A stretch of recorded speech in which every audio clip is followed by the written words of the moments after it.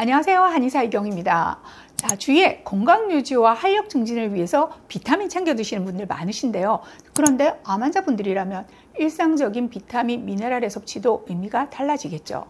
암 치료 과정 중에서 비타민과 미네랄의 활용이 보조적인 효과, 때로는 직접적인 치료 목적으로 사용될 수 있기 때문입니다. 자, 그래서 오늘 신현택 원장님 모시고 암 치료에 효과적인 비타민 복용법에 대해서 알아보도록 하겠습니다. 안녕하세요, 원장님. 네, 안녕하세요. CS 한방병원 병원장 신현택입니다. 반갑습니다. 자, 지금 말씀하신 대로 암 치료에 아주 중요한 비타민 세 가지가 있는데요. 바로 비타민 B, C, D입니다.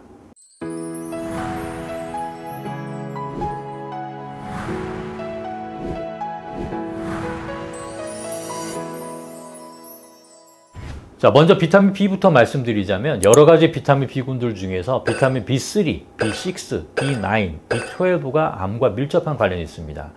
이것들은 DNA 합성과 복구, 세포 분열의 조절, 호모시스테인 감소에 중요한 역할을 하는데요. 즉, 바꿔서 얘기하면 암의 진행 및 염증성 환경과 관련이 있다는 이야기입니다.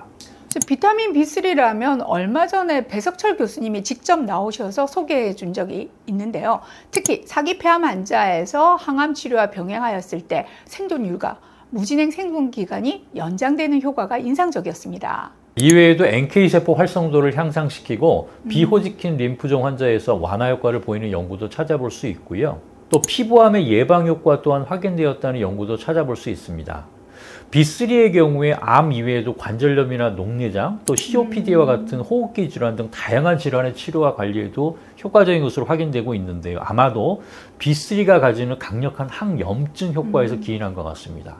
그리고 비타민 B6의 경우에는 혈중 농도가 높을수록 폐암 발생률이 낮아지는 경향이 관찰되었고, B12는 대장암과 유방암의 예방에 도움이 된다는 연구도 찾아볼 수가 있습니다. 자, 다음은 비타민 C에 대해서 한번 짚어볼까요? 자, 비타민 C는 저희도 여러 번 다룬 적이 있는데요. 비타민 C의 일반적인 기대 효과, 그러니까 항산화 작용을 통해서 면역을 올리고 암 치료 과정에서 부작용들을 완화시키는 것에는 이견이 없을 듯합니다. 다만 비타민 C를 고용량으로 사용했을 때 암세포 사멸의 효과가 있다, 없다에 대한 논란은 그 사람마다 SVCT2 수송체의 양이 다르기 때문이라고 한번 정리해 주신 적이 있죠.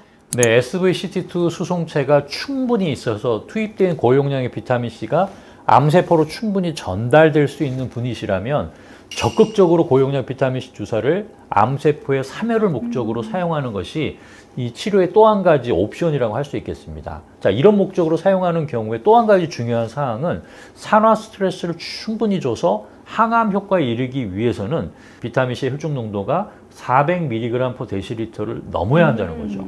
혈중 농도가 충분하게 이르는 비타민C 용량을 유지하는 것이 굉장히 중요합니다. 네. 즉, 어중간한 양으로 사용하는 경우는 또 SVCT2 수송체 양이 극히 적은 경우라면 항암 목적의 비타민C 주사는 별 의미가 없는 것이라고 봐야 되는 거죠.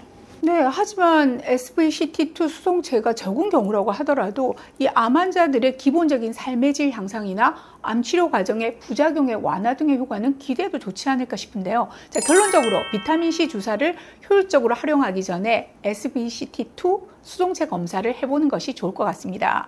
저희 CS에서도 가능한 검사입니다. 자, 다음은 비타민 D에 대한 연구도 소개해 주실까요? 네, 비타민 D의 경우는 북반구에 위치하는 대부분의 나라 사람들은 거의 모두가 부족하다고 할 수 있습니다. 저희들도 북반구에 살고 있죠. 자, 일반적으로 건강을 유지하기 위해서는 혈중 비타민 D의 농도를 30나노g/ml 이상 유지하도록 권고하고 있는데요.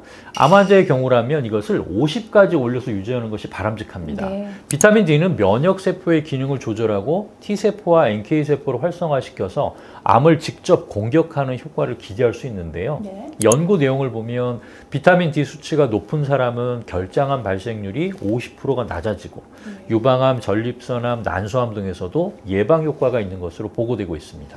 비타민 D는 혈액 검사를 통해서 수치를 확인하고 투여 여부를 결정하는 것으로 알고 있는데요. B나 C는 어떤가요? 비타민 D의 경우는 암 면역 혈액 검사를 해서 확인하게 되는데요. 50보다 낮은 수치를 보이는 경우라면 근육 주사를 2개월에 한 번 정도 맞아주시고 또 경구약을 동시에 복용하시면 수치를 높이는 데 도움이 됩니다. 비타민 C의 경우 혈액 검사를 통해서 수치를 확인하기는 하지만 경구로 꾸준히 하루에 2-3g 정도를 복용해 주는 것만으로도 정상 수치를 유지하는 것이 가능합니다. 단 고용량을 사용한 항암 치료가 목적이라면 앞서 말씀드렸던 혈중 농도 검사와 SVCT2 수송체 검사를 꼭 해보시는 것이 좋고요. 참고로 혈중 농도 검사는 20g 정도의 초기 용량을 주사하고 난 후에 검사를 하는데요. 이때 200 정도의 수치를 보였다면 항암 효과를 기대할 수 있는 비타민 C의 양은 40g 정도면 충분합니다. 굳이 60g, 70g 높여서 힘들게 맞으실 이유가 없는 거죠. 비타민 B의 경우도 검사 수치와 상관없이 복용을 권유드리는데요.